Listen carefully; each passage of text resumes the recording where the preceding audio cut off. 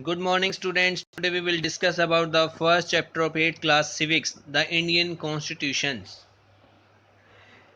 Topics in this chapter: need of constitution in a country, key features of Indian constitutions, introductions, various key features of Indian constitutions, fundamental rights. Two games are here in this image. We are looking football and cricket. Football game. According to rule of football, if the ball touch the arm of any player, then it's considered a foul. So if player start holding the football in their hands and passing it around, then they are not playing football anymore. Second game, cricket, is also a game is played by a rule, also have rules according to which they are played. I am discussing about rule. Rule is important in our life. We follow rules to maintain the system of our country. That's why we are following rules. Why does a country need a constitution? किसी भी country को constitution की आवश्यकता क्यों पड़ती है? It's lay out certain ideals that form the basis of kind of country that we are citizens inspire to live in. इसमें बेटा कॉन्स्टिट्यूशन में क्या होते हैं? सर्टेन आइडल्स होते हैं जिसके बेसिस पे कंट्री के सिटीजन्स अपनी लाइफ को इमेज करते हैं, जीते हैं. The constitution define the nature of country political system.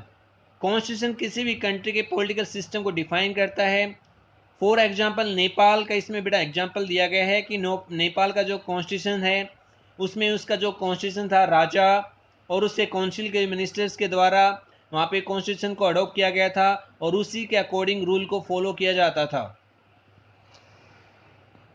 Now Constitution often lay down rules that guard against the misuse of power by our political leaders. Constitution हमारे बेटा क्या करता है? गार्ड करता है. जो पॉलिटिकल लीडर्स होते हैं जो अपनी पावर का मिसयूज करते हैं उनसे हमें गार्ड करता है. कॉन्स्टिट्यूशन में काफ़ी बेटा रूल्स हैं जिसके फंडामेंटल राइट्स हैं जो हम काफ़ी फॉलो करते हैं, जिसके अकॉर्डिंग हम अपनी लाइफ को जीते हैं. In a democracy Constitutions also ensure that a dominant group does not use its power against others less powerful peoples and group. इसमें बेटा कॉन्स्टिट्यूशन ये भी इंश्योर करता है कि जो डोमिनेंट ग्रुप है जो लेस पावरफुल ग्रुप पर किसी प्रकार की हानि नहीं करे. अगर हानि करता है, हार्म पहुंचाता है, तो कॉन्स्टिट्यूशन उसको बेटा पनिश करता है. The Constitution help to protect us against certain decisions that we might take that could have an adverse effect on large principles that the country believe in. Constitution हमारी बेटा help करता है कुछ certain decision जो हम लेते हैं जिसकी वजह से काफ़ी प्रॉब्लम हो जाती है. हमारे जो प्रिंसिपल हैं वो इफेक्ट होते हैं और इसमें जो कंट्रीज़ में रहने वाले बेटा जो लोग हैं वो भी काफ़ी इफेक्ट होते हैं और इसकी वजह से क्या करते हैं? कॉन्स्टिट्यूशन हमारी हेल्प करती है. For example, it's possible that many people who live in a democracy might come to be strongly feels that political जो party have become so harsh that we need a strong dictator to set this right. However, in a long run, dictatorial rules will be not fit. इसमें बेटा काफ़ी लोग कई बार believe करते हैं कि हमारे यहाँ जो पॉलिटिकल सिस्टम है वो काफ़ी हार्श है, उसको कंट्रोल करने के लिए डिक्टेटरशिप होना चाहिए. लेकिन बेटा जो डिक्टेटरशिप है वो काफ़ी लंबे समय तक अगर चलेगा तो उसकी वजह से काफ़ी चीज़ें अनफिट हो जाती हैं. Now in this point we will discuss about the Nepal constitutions. Nepal constitutions.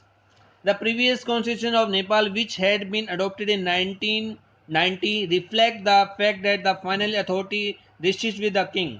इसमें बेटा 19 और 90 के दौरान जो किंग और जिसके काउंसिल थे उनके पास कॉन्स्टिट्यूशन की सारी पावर होती थी, उसी को फॉलो करते थे और वे अपने रूल वगैरह बनाते थे, उसी को वो जनता पर फॉलो करवाते थे.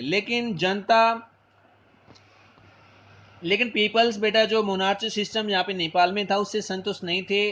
वो एक अपना डेमोक्रेसी सिस्टम चाहते थे जिसमें उनका खुद का कॉन्स्टिट्यूशन बने. तो उन्होंने अपने विद्रोह स्टार्ट कर दिए, मूवमेंट स्टार्ट कर दिए. काफ़ी स्ट्रगल के बाद इन 2006 में finally they succeed in putting to end the powerful of king. और 1990 में जो किंग का जो शासन चल रहा था उसको बेटा नष्ट कर दिया गया। अब नया शासन यहाँ पे स्थापित किया गया 2006 में, और इसके अकॉर्डिंग पीपल्स ने अपना खुद का कॉन्स्टिट्यूशन बनाया जिसको फॉलो किया, जो जनता की भलाई के लिए काम करता था। 2006 में ये बेटा जो नेपाल में जो है नया कॉन्स्टिट्यूशन स्थापित किया, जिसके अकॉर्डिंग वहाँ पर जनता की भलाई के लिए डिसीजन लिए जाते थे, उसी के अकॉर्डिंग रूल वगैरह इसमें बनाए गए, और जनता की भलाई के लिए हितों जनता की भलाई के लिए सारे काम किए जाते थे। जनता के हितों को ध्यान में रखते हुए कॉन्स्टिट्यूशन बनाया था। Why do we think people did not want to obey the 1990 constitutions? काफ़ी लोग बेटा जो 1990 कॉन्स्टिट्यूशन जो बना था उसको काफ़ी लोग बेटा ओबे नहीं करना चाहते थे। क्यों? क्योंकि बेटा वो उस रूल्स में जनता की भलाई के लिए किसी प्रकार के कोई भी नियम वगैरह नहीं थे।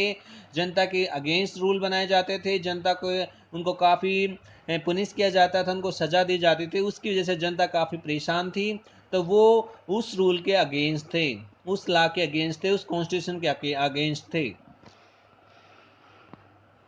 नाउ बेटा the second important purpose of constitution is to define the nature of the country political system. अब बेटा जो नेपाल में 2006 में जो नया कॉन्स्टिट्यूशन बना उसके अकॉर्डिंग इसमें क्या है, पॉलिटिकल सिस्टम, कंट्री का पॉलिटिकल सिस्टम दिखाया जाता है, जिसमें जनता के हितों को ध्यान रखते रूल वगैरह बनाए गए हैं। अब बेटा डेफिनेशन आते हैं constitution. What is constitution? Constitution होता है बेटा, constitution is a set of rules that guide how a country, state and other political organisation work. बेटा कॉन्स्टिट्यूशन क्या होता है? रूल्स का सेट होता है जो हमें डिसाइड करता है कि जो हमारी गवर्नमेंट है, कंट्री है, स्टेट है, और जो पॉलिटिकल ऑर्गेनाइजेशन है वर्क करें, कैसे वर्क करें। हमारा जो कॉन्स्टिट्यूशन उसको बनने बेटा काफ़ी साल लगे। उसमें हमारे जो मेंबर थे 300 मेंबर थे, 160 सेशन स्टार्ट हुए थे, और 2 ईयर 11 मंथ और 12 डेज उसको बेटा कॉन्स्टिट्यूशन को बनने में लगे थे। और बेटा जो इनेक्टेड था, हमारा जो कॉन्स्टिट्यूशन इनेक्ट हुआ था 26 नवंबर 1949 में हुआ था, और बेटा इनफोर्स जो लागू हुआ था 26 जनवरी 1950 में जो हमारा कॉन्स्टिट्यूशन है वो लागू हुआ था। इसमें बेटा 26 जनवरी 1950 में हम रिपब्लिक डे के रूप में इसको बनाते हैं। इसमें बेटा जो भीमराव अंबेडकर का काफ़ी इसमें कॉन्स्टिट्यूशन को बनाने में काफ़ी अहम रोल अदा है। इसके अलावा काफ़ी लीडर्स हैं, इसमें काफ़ी लीडर्स के नाम आते हैं। पंडित जवाहरलाल नेहरू है, सरदार वल्लभ भाई पटेल है, सरोजिनी नायडू है, काफ़ी इसमें मोदी है, काफ़ी इसमें बेटा जो लीडर्स हैं जिन्होंने कॉन्स्टिट्यूशन को फ्रेम किया, उसमें अलग अलग रूल्स को सेट किया, और उन्हीं के अकॉर्डिंग उन्होंने आपस में डिस्कशन किया, फिर बाद में ये हमारा नया कॉन्स्टिट्यूशन बनाया। अब 26 नवंबर को हम बेटा कॉन्स्टिट्यूशन डे के रूप में बनाते हैं, और 26 जनवरी को हम बेटा रिपब्लिक डे के रूप में इसको सेलिब्रेट करते हैं। हमारा जो कॉन्स्टिट्यूशन बेटा वो हमारी इंग्लिश और हिंदी दोनों भाषा में, दोनों लैंग्वेज में रिटन है, लिखा हुआ है। अब इसमें बेटा इंडियन कॉन्स्टिट्यूशन के फीचर्स आते हैं बेटा, उसके बारे में हम डिस्कस करेंगे अभी। Constitution is the fundamental law of our nation. जो कॉन्स्टिट्यूशन है बेटा वो हमारे मौलिक अधिकार हैं नेशन के। इसमें हमारे बेटा जो 6 फंडामेंटल राइट्स आते हैं: right to equality, right to freedom, right against exploitations, right to freedom of religions, cultures and educational rights, rights to constitutional remedies. The Constitution provides 6 fundamental rights for the citizens of India to enable them to live a life of dignity. हमारा जो constitution है बेटा वो हमें 6 fundamental rights देता है जो citizens के लिए हैं, और ताकि वो अपनी लाइफ को एक डिग्निटी के साथ, सम्मान के साथ जी सकें। Right to equality, right to equality means बेटा ensure every equal right for the all citizens and all citizens are equal before the law। सभी लोग कानून के सामने समान हैं, उसी के अकॉर्डिंग काम करते हैं, किसी के साथ कोई भी डिस्क्रिमिनेशन, भेदभाव नहीं किया जाता है। Right to freedom provide citizen freedom of speech, expressions and right to life, personal liberties. इसमें बेटा राइट टू फ्रीडम्स में हमारे जो राइट्स हैं, इसमें बेटा मोस्टली लोगों को बोलने की आज़ादी है, लिखने की आज़ादी है, अपने विचार एक्सप्रेस कर सकते हैं, और अपनी लाइफ को अपने अकॉर्डिंग जी सकते हैं। राइट अगेंस्ट एक्सप्लोटेशंस, इसमें बेटा राइट अगेंस्ट एक्सप्लोटेशंस में कई बार क्या होता है बेटा, हमारे अधिकारों का हनन किया जाता है, तो हम उसके हमारा शोषण किया जाता है तो उसके खिलाफ हम कार्रवाई कर सकते हैं। जैसे इसमें नीचे पिक्चर्स में दिए गए हैं काफ़ी, जैसे वे प्रोहिबिट ह्यूमन ट्रैफिकिंग है, फोर्स लेबर है एंड चाइल्ड लेबर है। अगर बेटा बच्चों से काम किया जाता है तो उसके खिलाफ भी हम कार्रवाई कर सकते हैं। अगर ज़्यादा लेबर्स किया जाता है, उसमें अच्छी पेमेंट नहीं दी जाती, तो उसके खिलाफ भी हम कार्रवाई कर सकते हैं। या फिर अगर ह्यूमन ट्रैफिकिंग की जाती है, बच्चों को किडनैप किया जाता है या उनसे बाल मजदूरी करवाई जाती है, तो उनके खिलाफ भी हम कार्रवाई कर सकते हैं। यानी कि शोषण के विरुद्ध अपने अधिकार, शोषण के अगर कोई किसी व्यक्ति का शोषण करता है तो हम उसके अगेंस्ट अपनी कार्रवाई कर सकते हैं।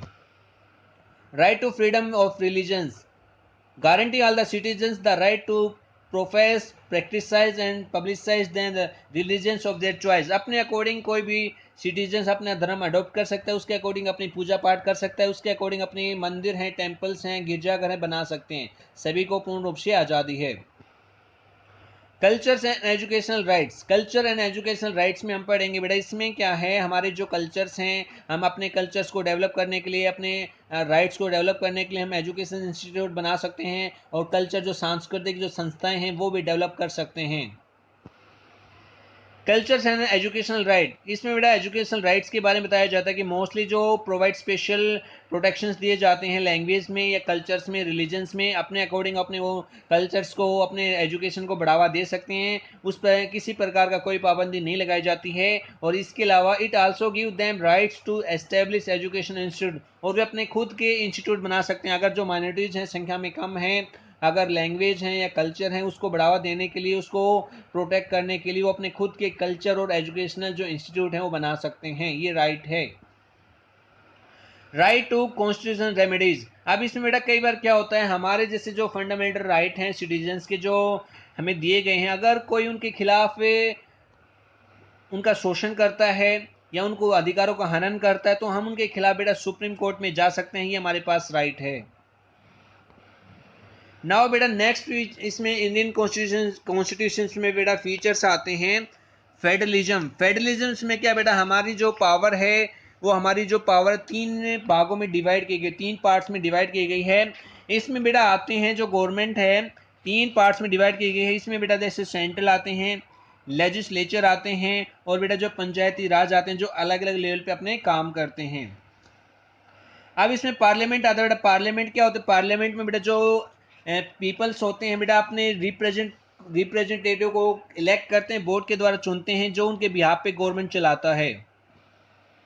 सेपरेशन ऑफ पावर में आता है बेटा, इसमें तीन पावर्स इसमें दी गई हैं, लेजिस्लेचर है, एग्जीक्यूटिव है, जुडिशरी है। एग्जीक्यूटिव बेटा क्या करती है, अपने देश में कानून को लागू करती है।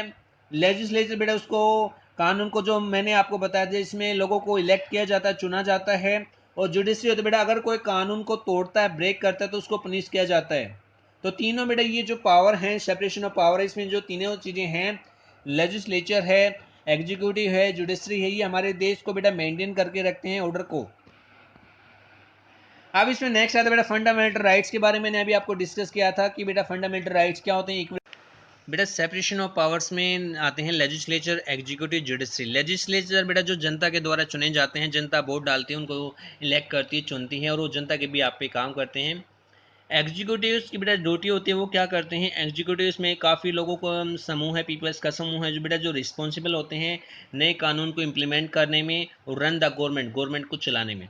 उसके बाद जुडिशरी आता है बेटा। जुडिशरी में क्या होते हैं, जुडिशरी में एक सिस्टम होता है बेटा, जिसके अकॉर्डिंग काफ़ी सिस्टम में हमारे कोर्ट आते हैं, जो कोई अगर कानून ब्रेक करता है तो उसको पनिश किया जाता है। इसमें लोअर कोर्ट आते हैं, हाई कोर्ट आते हैं, सुप्रीम कोर्ट आते हैं, जो अलग अलग सेशंस में अलग अलग अपने ड्यूटी करते हैं।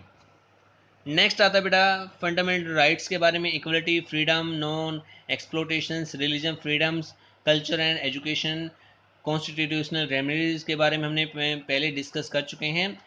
इक्वल, समानता, फ्रीडम, आज़ादी, नॉन एक्सप्लोटेशन, शोषण के विरुद्ध अधिकार, रिलीजन्स फ्रीडम, धार्मिक आज़ादी, कल्चर बेटा हमारी जो संस्कृति और एजुकेशन को बढ़ावा देने की आज़ादी, कॉन्स्टिट्यूशनल रेमेडी जिसमें मैंने आपको बताया था हमारे पास काफ़ी अधिकार हैं, अगर कोई हमारे अधिकारों का हनन करता है तो उसके खिलाफ हम कोर्ट में जा सकते हैं, अपने कोर्ट में क्लेम कर सकते हैं।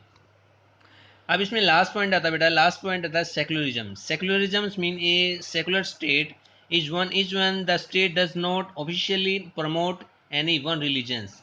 इसमें बेटा अपने इंडिया जो स्टेट है उसमें बेटा सेकुलरिज्म स्टेट है, उसमें किसी भी धर्म को हम विशेष प्रमोट नहीं करते हैं, सभी धर्मों का हम इक्वल सम्मान करते हैं, सभी को हम मेन आदर देते हैं। तो ये पॉइंट्स बेटा सेकुलरिज्म है। अब इसमें हमने पॉइंट्स में काफ़ी चैप्टर्स में काफ़ी पॉइंट डिस्कस किए, फेडरलिज्म के बारे में, पार्लियामेंट्स के बारे में, सेपरेशन ऑफ पावर के बारे में, फंडामेंटल राइट्स के बारे में और सेकुलरिज्म्स के बारे में। So now we are going to finish this chapter. If any problem regarding this chapter, beta you can contact me, you can ask me. Okay beta, goodbye.